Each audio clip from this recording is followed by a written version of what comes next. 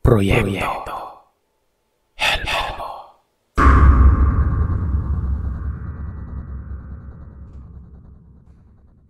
Mapagpalang araw, Sir Seth. Tawagin niyo na lamang po ako sa pangalang Andrew. Isa po akong hiker.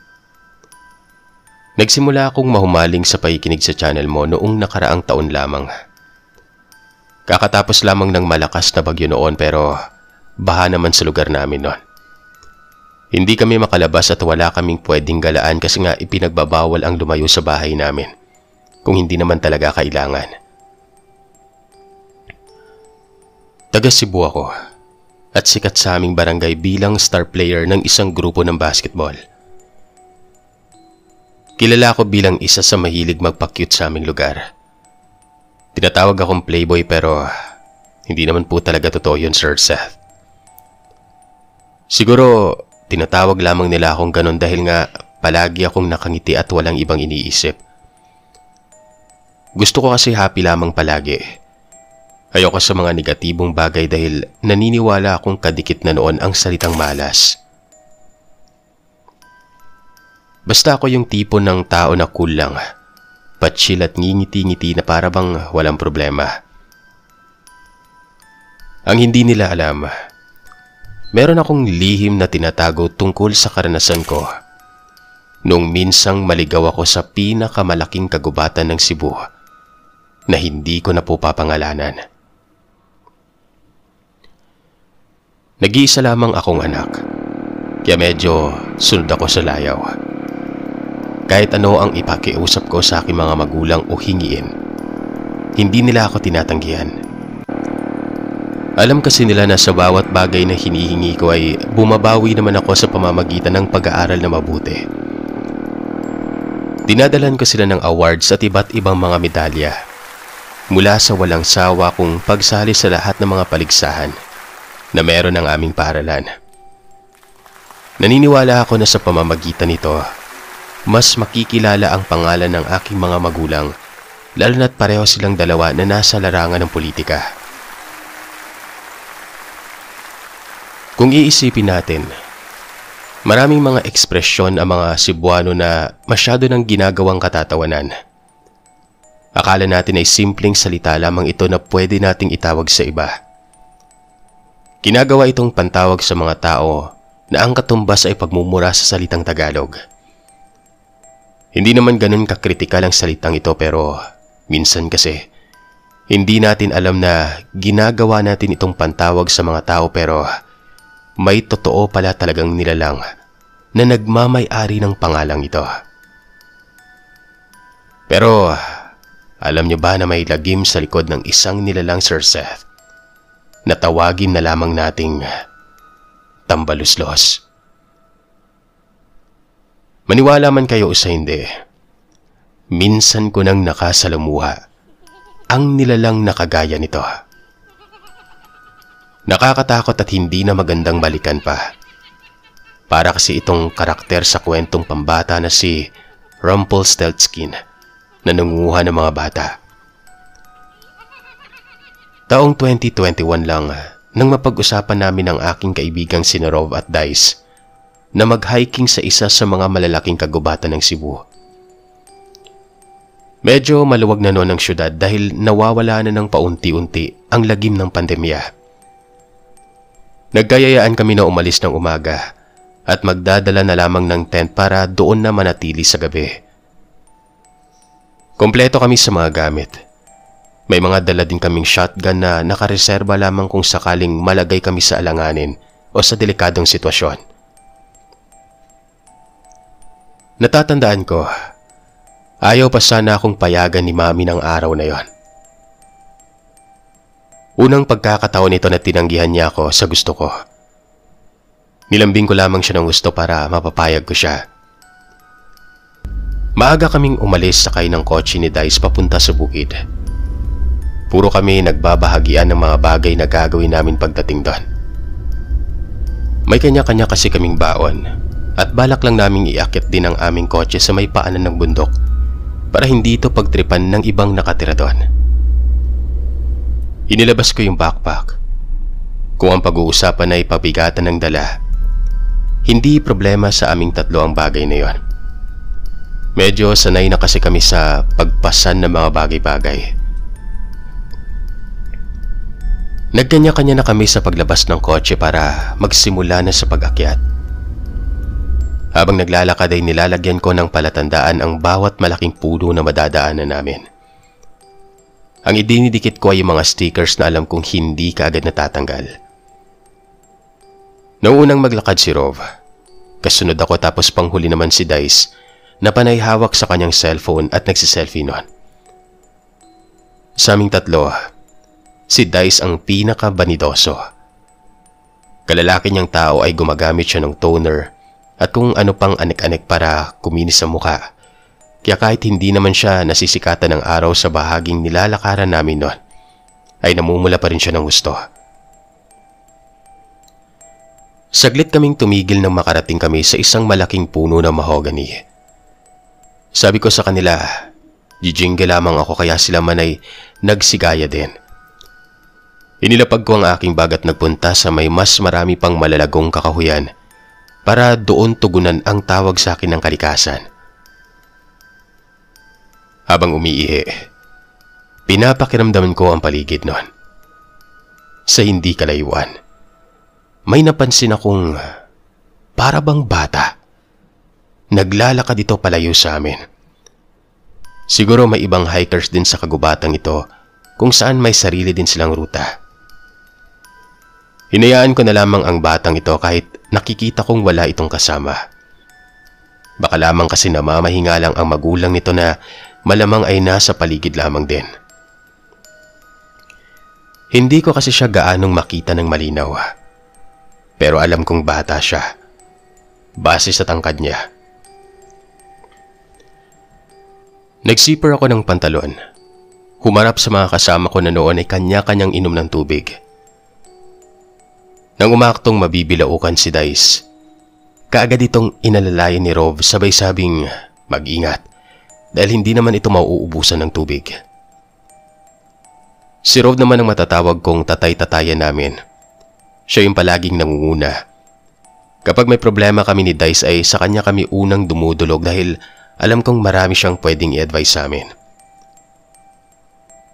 Matanda siya sa amin ng ilang taon pero dahil nagkasakit ay nahuli siya sa klase, dahilan para makasabay namin siya sa eskwelahan. Ako naman ang pinaka-chill sa aming tatlo. Neutral lamang kasi ako. Pwedeng makisama, pwedeng sumabay sa agos. Hindi rin mainitin ang ulo ko at hindi praning kagaya ni Dice na may konting problema lang natataranta na. Hindi ko ini-encourage ang sarili kong mataranta ng walang basihan. Dapat kasi kapag lalaki, matibay ang dibdib. Nakikinig sa katwiran at tinitimbang ito. Si Dice kasi, iyakin at madaling matakot. Ramdam namin ang panginginig niya kapag sinusubukan na namin siyang kausapin at pakalmahin. Kaya madalas siyang napagkakamalang bading. Pero ang totoo, madali lamang talaga siyang matakot at mag-alala. Para sa akin, mas nakakapag-isip ako ng maayos kapag kumakalma ako. Nasubukan ko na kasi minsan na magpadala sa pagkataranta, kahit sa maliit na bagay lang naman. Nagulat ako kasi nga kapag inuna ko ang takot ay hindi ko na kayang gawan ng solusyon ng problema ko. Sa totoo lang, ang mga bagay na katulad ng musika, ang isa sa makakapagpalimot sa kahit na anong negatibong iniisip ko. Lumapit ako sa kanila at tinapik ang kanilang mga balikat. Saka kami nagpasyang lumarga na. Doon, medyo nakaramdam ako ng weirdong pangyayari. Ang pagkakatanda ko, nilapag ko ang bag ko sa lupa pero nagtaka ako gawa ng nasa likuran ko na ito. Ni hindi ko maalalang sinuot ko yon. Gayunpaman, hindi ko na ito sinabi pa sa mga kaibigan ko. Para naman kasing useless kasi masisira ko lamang yung magagandang ngiti nila kaya hayaan na lang. Habang naglalakad, inabala ko pa ang sarili sa pakikinig ng musika sa cellphone. May magaganda naman akong music sa aparatong dala ko. Nauulinagan ko naman ang pagkikwentuhan ni Dice at Rov kasi mahina lang naman ang musika sa tenga ko. Nasa kalagitnaan na kami ng isang mas madilim na kakahuyan nang mapansin kong parang nanggaling na kami sa lugar na ito. Ang buong pagkakaalala ko, Sir Seth, sa bandang yun din kami umihi noon. Tinawag ko ang mga kaibigan ko. Sila din ay lumingon sa akin at sinabing para daw may kakaiba silang nararamdaman sa aming nilalakaran. Parang bumalik kami kung saan kami huminto kanina. Ang sabi ko naman baka kutob lamang namin ito. Minsan naman talaga may mali lang tayong inaakala, di ba? Kaya nagpatuloy kami sa paglalakad at hindi na kami magkakasunod kundi magkakatabi na talaga nun. Kahit na mabigat ang dala naming bag ay parang okay lang dalhin namin ito. Pansin ko kasi na gumagaan din ang bag ko nun. Sila naman ay nagkanya-kanya din sa pag-check sa kanilang bag. Gayon na lang ang pagkagulat naming tatlo ng hindi na bag ang sukbit namin, kundi mga ugat ng puno, Sir Seth. Yung gulat ko ay hindi ko na natansya. Nag-unahan na kami sa pagtanggal nun mula sa aming likuran. Hindi ko alam kung paano namin ito nakuha pero nasisiguro kong doon ito nanggaling sa lugar kung saan kami huminto kanina.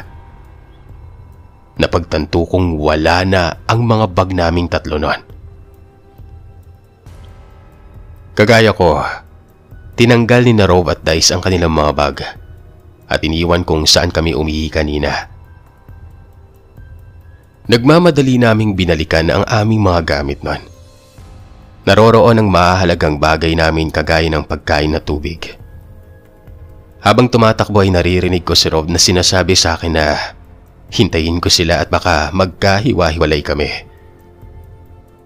Huminto naman ako at hinintay sila. Kumakabog ng husto ang dibdib ko nun. Yung concern ko yung bag ko na naiwan sa kung saang bahagi man yun ng kagubatan. Sumagi sa isipan ko yung tungkol sa mga naririnig kong balita doon. Yung mga naliligaw sa kagubatan at nahihirapan ng hanapin ang daan pa uwi. Kung totoo ang mga ito, kailangan naming maghanap ngayon ng paraan para masupil yon. Huminto kami sa isang dako at sinuhestyon kay Rob na siguro pwede kaming magbaliktad ng aming mga damit. Ayon kay Manang Celia na katulong namin, maraming mga mapagbirong elemento sa lugar. Maraming engkanto, aswang, at kung ano-ano pang klase ng mga laman lupa. At ang isa sa mga solusyon para wag nilang mahila sa amang lugar nila gusto dalhin ng isang tao ay sa pamamagitan ng wag papaapekto sa mga bagay na ginagawa nitong patibong. Kaya daw kasi nilang takutin ang mga tao sa pamamagitan ng paglikha ng isang ilusyon. Kaya naman nagkanya-kanya kami sa paghubad ng aming mga damit nun. Mula t-shirt, jacket, pantalon at brief. Para lang masupla ang ilusyon na nilikha ng kung sino mang elemento ang may gawa nun. Nang isinuot ko na sa baliktad na itsura ang damit ko, nakarinig ako ng matinis na gagalpak ng tawa. Mariin kong tinanong si Rov at Dice kung may naririnig ba silang ibang tao na maliban sa amin. Pero nagsiilingan lamang ang dalawang yon. Sinabi ko sa kanila na susubukan ko munang tingnan kung ano ba ang narinig ko. Ayaw akong payagan ni Rov na pati si Dice ay naiiyak nang tinanggihan ako pero sinabi ko sa kanila, mabilis lang ako. Umalis ako. Pasimpleng nilibot ang malaking puno ng mahogany. Nandun na naman yung nakita ko kaninang bata pero nagulat ako, Sir Seth, nang malamang hindi ito bata.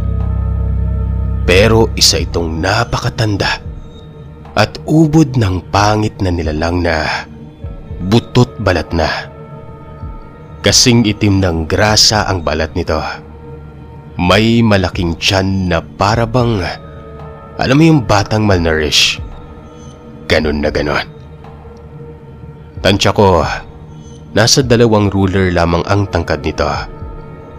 May napakalaking bibig na tingin ko ay nasa 2 pulgada din ang lapad. Sa ibabaw man o ibaba ng labi. Humahagalpak ito ng tawa habang pinagmamasdan ang 2 kong kaibigan na parang natataranta na at hindi halos malaman ang gagawin. Napakunot noo ako. Anong klaseng nilalang ba ito? At bakit tuwang-tuwa yata siya sa kanyang ginagawa sa mga kaibigan ko noon? Sa amin.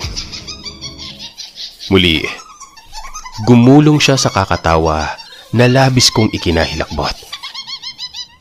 Papanong hindi? Gayong kitang-kita ko kung paanong humaba yung kanyang ngisi sa magkabilang tenga dahil sa sobrang tuwa nun. Bukod pa doon ay napansin ko na may hawak siyang kulay pula na bato. Nagliliwanag at para pang ginagawa niyang bola.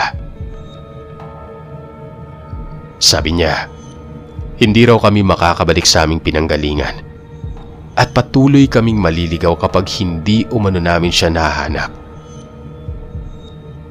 Umusbong ang galit sa buo kong sistema at walang pagdadalawang isip na sinugod ito. Laking gulat ng nilalang nang makita niya akong rumaragasang papunta sa kanya. Kaya halos hindi siya nakapalag nang inisang bitbit ko siya sa pamamagitan ng pagpingot ng kanyang tenga. Galit na tinanong ko ito kung ano ba ang ginawa namin sa kanya at nililigaw niya kami ng ganon-ganon. Nung papalapit ay napansin ko na hindi naman ganon ka nakakatakot ang mukha ng nasabing nilalang. Medyo nakakairita lamang ang laki ng kanyang bibig at para bang nasobra na siya ng sama ng loob. May maliliit siyang mga mata at maruming kasuotan. Kita ko din ang pagkabigla sa kanyang mga mata habang nanlilisik ko siyang ginawaran ng tingin nun. Inagaw ko ang laruan niya. Sabay sabing kapag hindi niya kami ibinalik sa dati naming nilalakaran kanina, ihuhulog ko siya sa bangin. Sa gulat ko, hindi man lamang siya natakot. Gusto ko siyang saktan pero hindi ko maintindihan kung bakit may bumubulong sa akin na kilitiin siya. Kaya yun ang ginawa ko. Humalakak siya ng todo kaya mas nagimbal ako. Nang dahil sa sobrang malalaki niyang mga labi ay natatakpan na nito ang kanyang mga mata. At basta na lang nagpupumiglas hanggang sa tuluyan ko siyang mabitiwan. Ganun na lang ang kabang nararamdaman ko, Sir Seth. Hindi ko alam kung saan ako humugot ng sama ng loob para kalabanin siya. Dahil matapos niyang mawala sa paningin ko, ay nanlupaypay ang tuhod ko sa sobrang takot nun. Pinagmasdan ko yung batong inagaw ko mula sa kanya. Kakaiba kasi ito. Dahil para itong umiilaw kapag natatapat sa mga daanang hindi ko tiyak kung saan nga ba pupunta. Naisip kong baka mutya ang nasabing bato at pangontra sa mga naliligaw sa kagubatan. Sa 4 na daanang tinapatan ko ng bato, sa bandang kaliwa lamang talaga ito nagliliwanag. Napagtanto kong iyon siguro ang daanan pa uwi nun. Tinawag ko ang mga kaibigan ko pero nagulat ako nang wala na sila doon. Kinabahan ako ng husto at hinanap sila kung saan-saan. Tinawag ang kanilang mga pangalan pero halos 1 oras na yata ako sa aking kinaroroonan ay hindi ko man lamang sila natagpuan. Dito, biglang nawala ang pagiging kalmado ko. Nanginginig na sumalampak ako sa lupa nun at ibinuhos ang emosyon ko sa pag-iyak. Takot na takot ako sa isiping baka may mangyaring masama sa kanila at baka hindi ko mapatawad ang sarili ko. Pakiramdam ko, Isang buong gabi akong umiiyak dahil sa nakapagtataka na talagang hindi naman yata gumagabi sa lugar doon sa kinaroroonan ko noon. Tanaw ko pa rin kasi ang liwanag mula sa langit na natatakpan lamang ng mga sanga sa punong parte. Dahil kailangan kong kumilos, tumayo ako at tinatagan ng loob ko. Hindi naman pwedeng basta-basta na lamang akong sumuko kasi nga kailangan ko pang hanapin yung mga kaibigan ko noon. Nagsimula ulit ako sa paglalakad. Bahala na kung saan ako mapadpad. Nakapagtatakang hindi man lamang ako nakaramdam ng uhaw at gutom dahil sa aking nadaramang tensyon. Hindi nagtagal, medyo nag-iba na ang lugar na tinatahak ko. Hindi na ako nagpabalik-balik lamang sa iisang lugar kaya kampante akong tama na itong daan na nilalakaran ko. May napapansin akong nagbubulungan sa hindi kalayuan. Hindi ko nga alam kung ano at sino sila. Pero sumisikdo ang dibdib ko sa bawat pagkakataong muntikan ko nang naaabutan yung mga taong yan. Para kasing pamilyar yung mga boses nila na hindi ko nalang kayang abutan kasi bigla-bigla na lamang silang nawawala. Hanggang sa may matanaw akong maliit na kamalig sa bandang unahan. Medyo nakampante ako noon. Pakiramdam ko ay magiging maayos ng lahat kasi may mahihingan ako ng tulong. Walang ingay akong lumapit sa kanilang bakuran sa takot na baka may biglang bumungad na aso noon. Alam ko namang medyo mahirap itong sitwasyon ko kasi nga para akong takas sa kulungan dahil sa ginagawa ko. Tagumpay naman akong lumapit sa kamalig, Sir Seth. Nagawa kong sumilip na lamang muna sa dingding kasi nga may tao naman at kailangan ko lang malaman kung nasa maganda o hindi na timing ako sa pagpunta ko doon at paghingi ng tulong sa kanila. Habalang kumakain ng noon ay nakikita kong kamag-anak. Isang tatay, nanay at 2 anak. Sa likuran nila ay may nakita akong 2 lalaking pamilyar sa akin noon. Sina Rove at Dice. Parang tulala ang mga ito pero tumutulo naman ang mga luha noon. Nakapagtataka lamang silang pagmasdan. Lalo na't walang kasiguraduhan kung bakit sila itinali sa likuran sa halip na tulungan dahil kailangan nga namin ng tulong noon. Nasagot lamang din ang sarili kong tanong nang makita ko kung paano ilabas ng tatay ang isang kalderong may umuusok na laman at inihain sa mesa noon. Ni hindi man lamang nila pinakain ang mga kaibigan ko at nakapagtatakang para yatang basta na lamang nawala sa sarili ang mga yon. Ganun na lamang ang takot na rumihistro sa aking mukha matapos niyang ilabas ang isang putol na braso na parang pinatak lamang ang dugo nun at saka inihain sa kanilang mesa. Sigawan at tuwang-tuwa ang mga bata habang nag-uunahan sa pagtusok ng tinidor na meron sila sa laman ng nasabing braso. Otomatiko akong napasuka.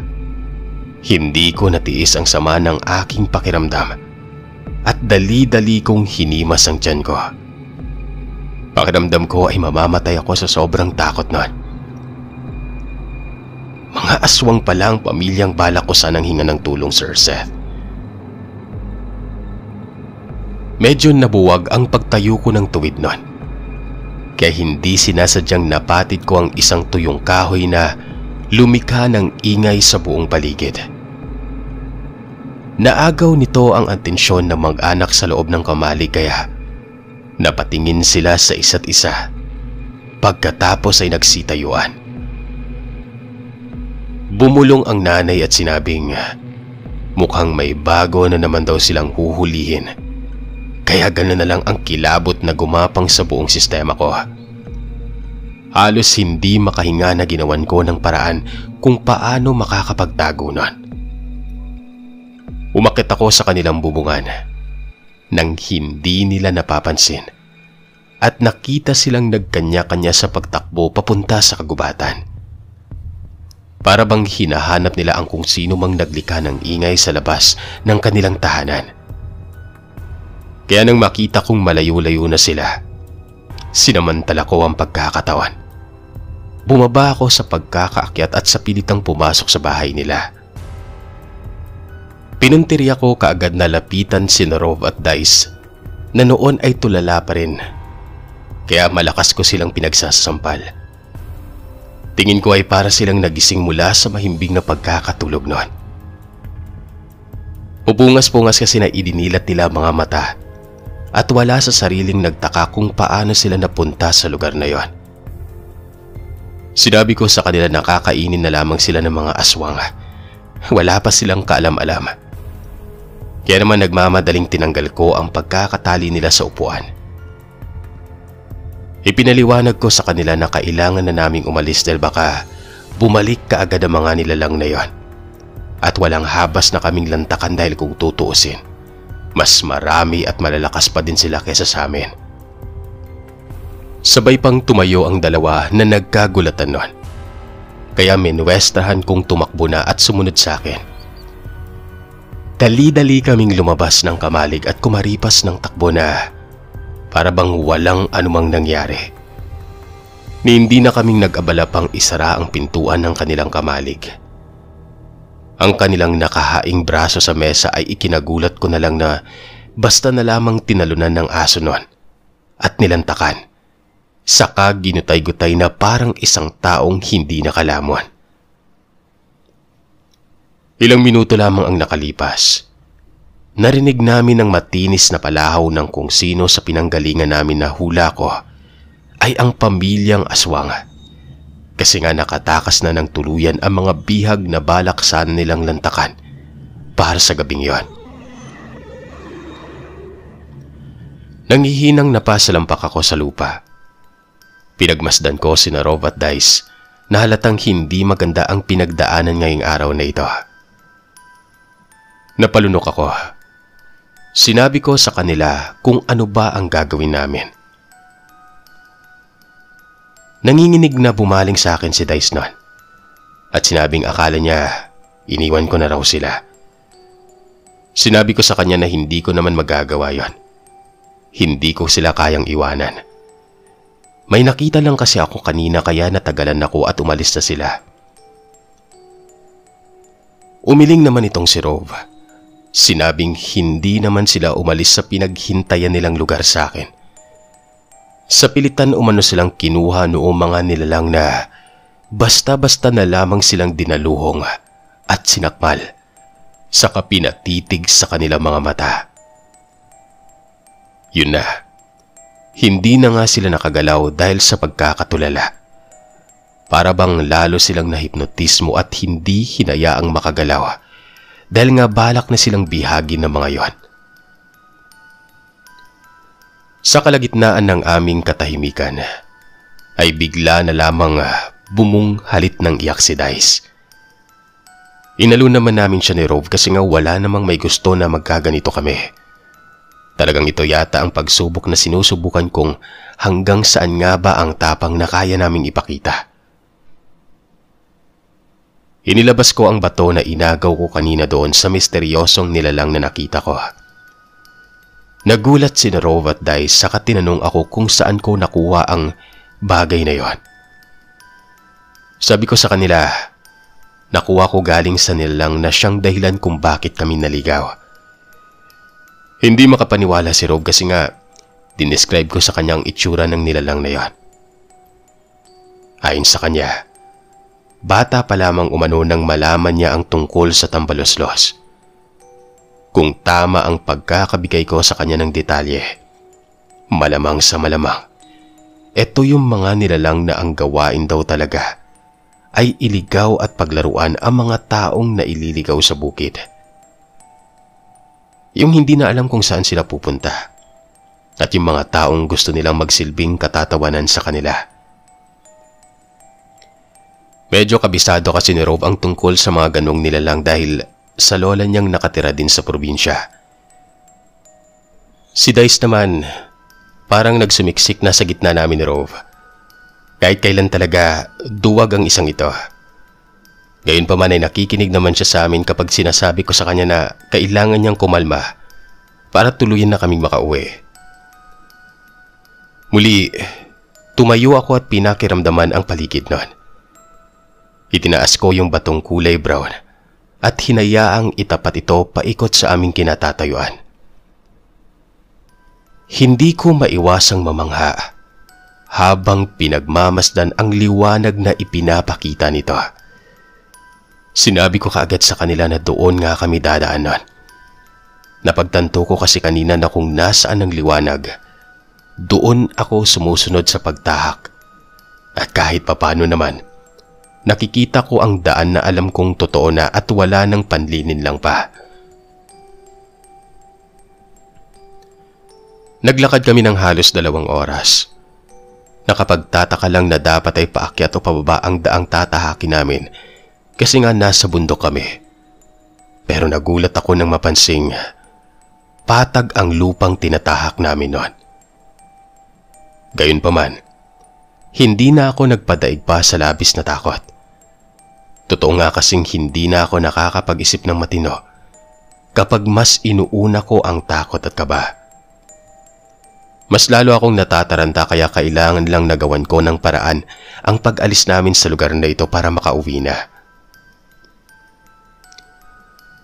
Hindi nagtagal, nakarating kami sa isang maliwanag at medyo maaliwalas na pwesto. Kahit nasa kagubatan pa rin naman. Napansin kong medyo pamilyar na ang lugar na ito dahil may natatanaw na akong pamilyar na bag na nakasandal sa isang puno. Kinabahan ako at dahan-dahang lumapit doon. At gayon na lang ang labis naming tuwa ni na Rove at Dice nang makitang ang lugar na nabalikan namin ay ang lugar kung saan kami nagpahinga para umihi. Wala sa sariling napaluhod ako. Humagulgol ng iyak. Hindi ako makapaniwala na makakaligtas pa kami sa mga aswang at sa nilalang na yun na siyang nagpasimula ng pagligaw sa amin. Hindi ko inaasahang makakabalik pa kami sa aming uuwian dahil nga nabalot na kami ng takot at sindak kanina habang pilit na hinahanap ang daan pa uwi. Magkakaakbay kaming kinuha ang aming mga bag at nagkanya-kanya na sa pag-uwi nun. Alam kong hindi naging madali ang pagsubok na dumating sa amin pero nagsilbi itong aral sa amin. Naging mas matatag pa ang aming pagkakaibigan ni na Rove at Dice. Lalo na't tanggapin din naman namin ang mga bagay na alam naming nakakahiya pero kahinaan namin. Sa katunayan niyan, sabay kaming naglakad sa entablado nang magtapos kami sa kolehiyo at masaya na ngayon sa aming mga buhay. Nitong Pebrero lang, dinalaw ko ang aking lola Asuncion sa probinsya. Nang kaming dalawa lang ang naiwan sa bahay, ikinuwento ko sa kanya ang tungkol sa batong inagaw ko noon sa napakapangit na nilalang na yon, na isa nga daw talagang tambaluslos. Hindi kasi namin kayang pakialaman ang mga nilalang na matagal nang nakatira sa ganoong mga lugar. Kagaya nating mga tao, may mga tahanan din sila at mga bagay na pinoprotektahan. Ang mga elementong kagaya nila ay hindi lubusang nananakit dahil kontento na silang paglaruan ang mga kagaya namin. Gayunpaman, baka sinasadya ng pagkakataon na makuha ko ang bagay na pinakaiingatan niya. Kaya nakauwi kami mula sa pagkakaligaw nun. Ang batong nakuha ko ay isa umanong mutya. Ang sino mang may hawak nito ay hindi basta naliligaw dahil kaya nitong hanapin ang eksaktong daan para makaiwas sa tiyak na kapahamakan.